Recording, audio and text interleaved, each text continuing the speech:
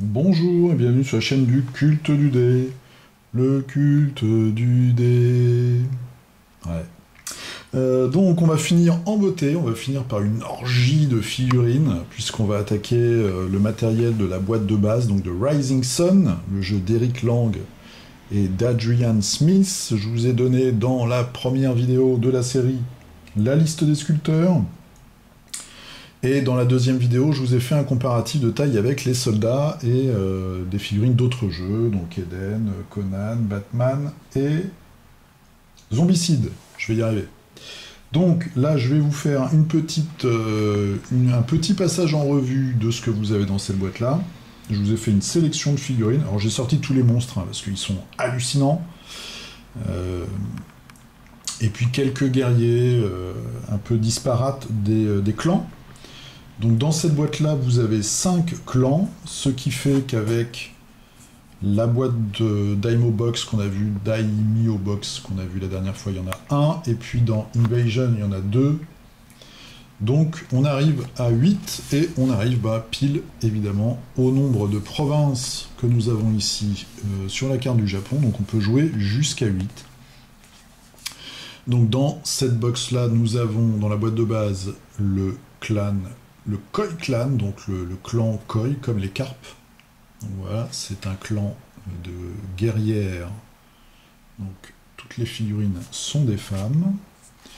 Nous avons le Bonsai clan, nom que je trouve très très étrange, si ce n'est un petit peu ridicule. Voilà. Nous avons le Turtle clan.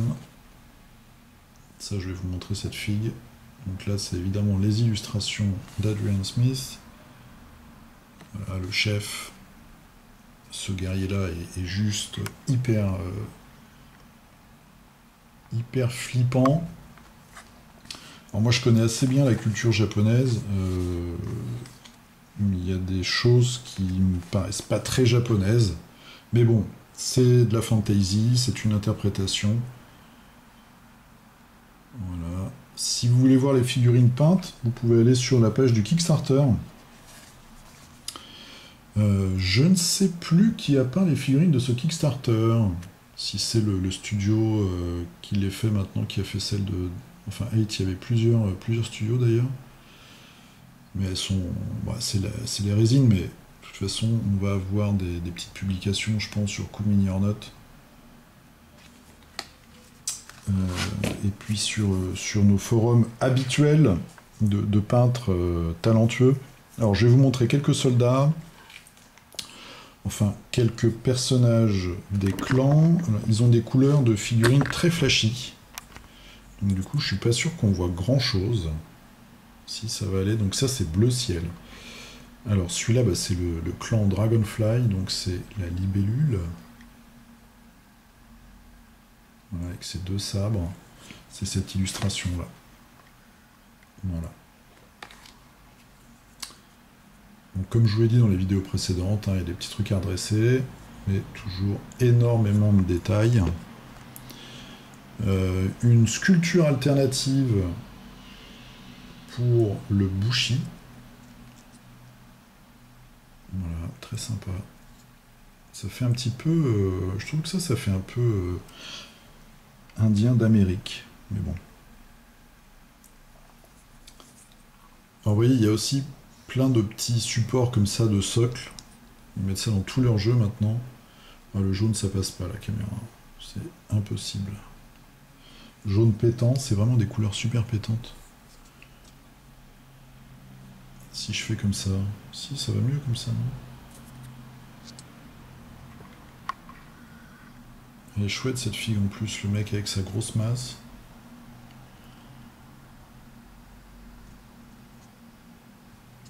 Ensuite, on passe à la figurine flippante que je vous avais montré tout à l'heure.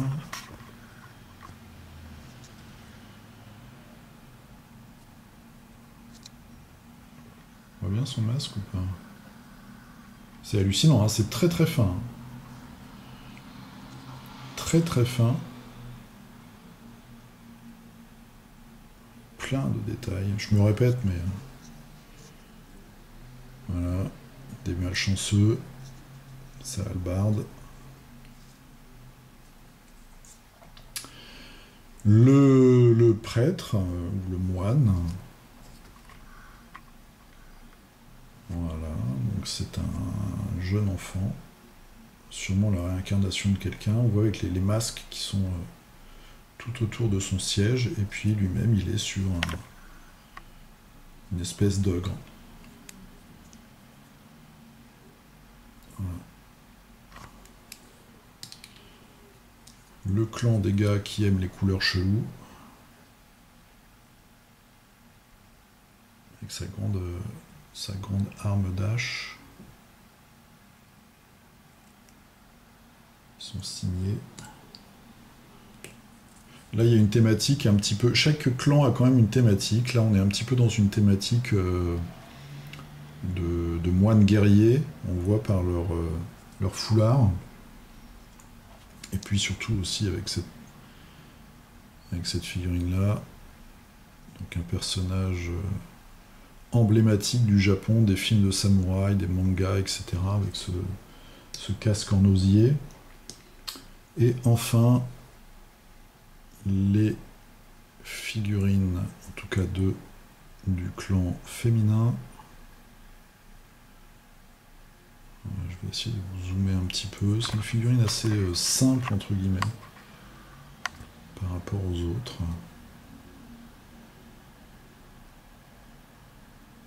Voilà, et la chef.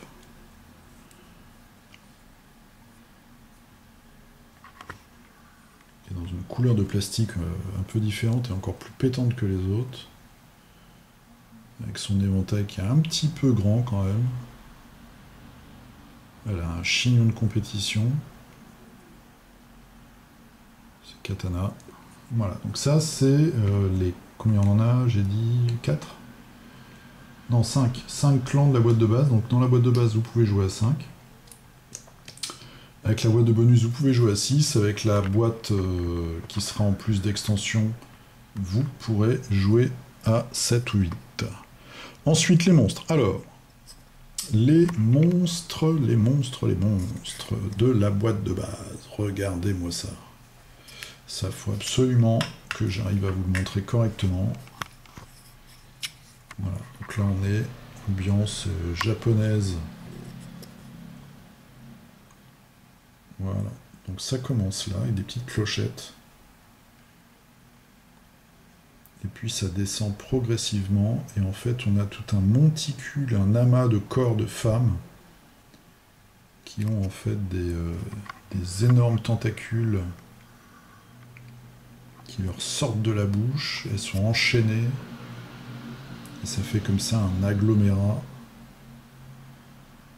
de corps. Alors ça, bien peint, ça défonce tout. J'aime beaucoup cette figurine. Je vais le dire un certain nombre de fois là, je crois. Alors ensuite... Alors, est-ce que c'est un Killin? Je suis pas sûr. Si, je pense que c'est un Killin en fait. Donc ça, c'est une statue qu'on retrouve assez souvent devant les temples. Bon, un petit peu moins décoré, on va dire. Parce que là, il y a vraiment des textures partout. Il y a des petits détails partout. Voilà, vous voyez un peu. Donc ça, du coup, un petit lavis et ça le fait, quoi. Merci le sculpteur.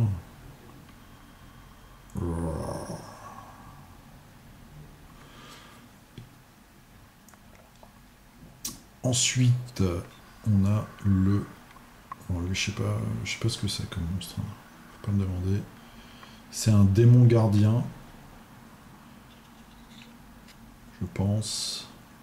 À Tokyo, vous avez un quartier qui s'appelle Kaminarimon, donc la porte du tonnerre, qui est très très touristique, où vous avez une grande porte, et de chaque côté, vous avez une énorme statue de démons gardiens, qui est très très connue, qui ont la peau rouge, et en fait, devant cette porte, vous avez un marché aux souvenirs, où on peut trouver des trucs sympas, genre des masques, en bois, des décorations, des petits bijoux et tout, c'est pas mal. Et si vous allez à Tokyo, et si vous aimez les trucs traditionnels, moi je vous conseille un petit musée qui est pas très connu, qui est dans le quartier de Ueno. Ueno, c'est le quartier des motards, donc des yakuza, c'est aussi le quartier du zoo. Moi j'ai habité là-bas, dans ce quartier-là, quelques temps, et vous avez un petit musée de l'artisanat, qui est tout petit, et qui est très très sympa, où il y a une reconstitution d'ateliers. Ils vendent des petits souvenirs tout simples, genre des baguettes en bois, façon traditionnelle, toutes simples, mais de très très bonne qualité. Là, on a aussi un ogre qui s'est préparé son petit brunch, hein, le dimanche matin. Voilà, donc super, hein, ça c'est des figurines les plus connues du jeu, je pense. Parce qu'ils ont fait la promotion du jeu avec ces figurines-là. Vous avez celui-là aussi, qui est très haute. Voilà, avec des armures, une armure très ouvragée, une espèce de grande faux hache stylisée. Des flammes, énormément de détails. Voilà. Une autre figurine, une espèce d'ogre de démon à quatre bras. Figurine aussi qu'on a beaucoup vue.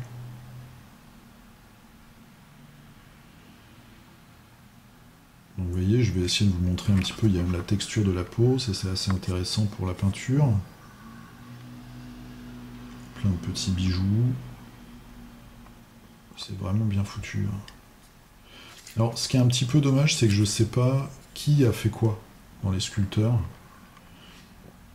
Même dans le dernier Kickstarter, là, 8, bon, on a la liste des sculpteurs, mais quand ils nous présentent des nouvelles figurines, ils nous disent pas exactement qui l'a sculpté. C'est vraiment dommage, je trouve. Parce qu'on sait voilà, qui a fait les règles, etc.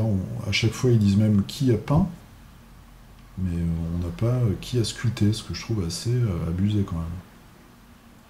Ah, lui, il a vraiment une tête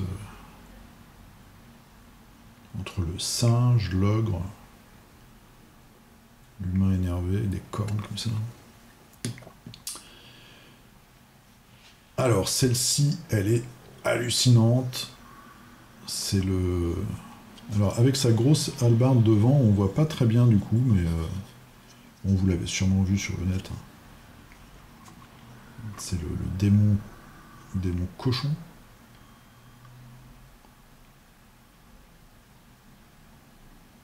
Avec son collier, et puis il a une tête. Tous les crânes, etc. Regardez-moi ça.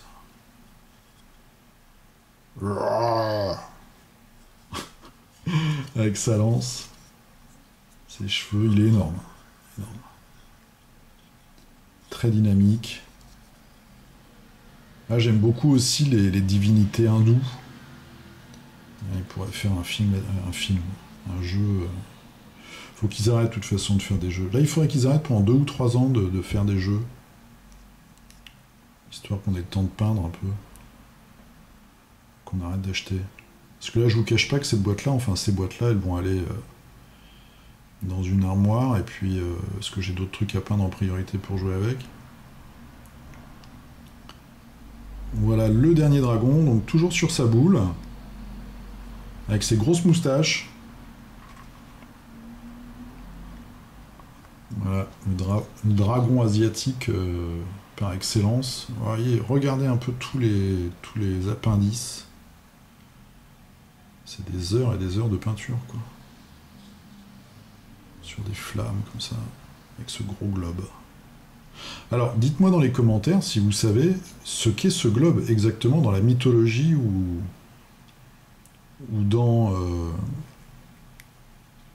dans l'histoire japonaise, parce que moi je vois pas du tout ce que c'est, ça me dit strictement rien. Est-ce que c'est un clin d'œil à Dragon Ball? Je pense pas quand même. Je dis peut-être une connerie, mais je vois vraiment pas ce que c'est là. C'est le deuxième dragon qui est sur une grosse boule comme ça. Je vois pas trop à quoi ça correspond.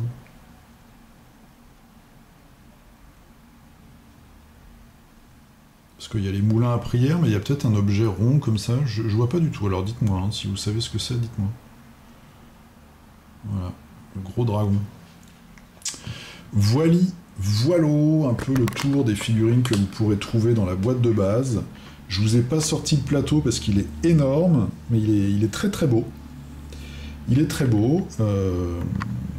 Voilà, moi j'ai pas pris l'artbook, il y avait tout un tas de trucs comme d'habitude, hein, des jetons en fer, etc. Enfin, bon. Voilà, donc c'était une série de 4 vidéos très très rapides pour vous montrer surtout les figurines. Hein. Dites-moi dans les commentaires si vous préférez que je vous fasse des grandes vidéos ou des petites. N'hésitez pas à vous abonner si c'est pas déjà fait. Vous aurez des sirènes comme ça régulièrement dans mes vidéos. N'hésitez pas à parler de la chaîne à vos copains copains, amis, patati patala, qui aiment les jeux de figurines, les jeux de plateau, etc. Vous pouvez aussi vous abonner à mon compte Instagram, hashtag le culte du dé tout attaché. Je crois que j'ai fait la pub du 3e millénaire. Là. Je vous dis à très bientôt. Je vais recevoir Smog demain. Je vais le chercher demain ou après-demain. Et puis après, un petit figurinistique. Je prépare une série sur comment choisir son jeu d'escarmouche. Et la suite des aventures dans Horror Arkham, le jeu de cartes. Voilà. La dernière partie, c'était il y a 4 mois, je crois. Je vous fais un gros poutou ou pas. Portez-vous bien, jouez bien, et puis je vous dis à la prochaine, salut!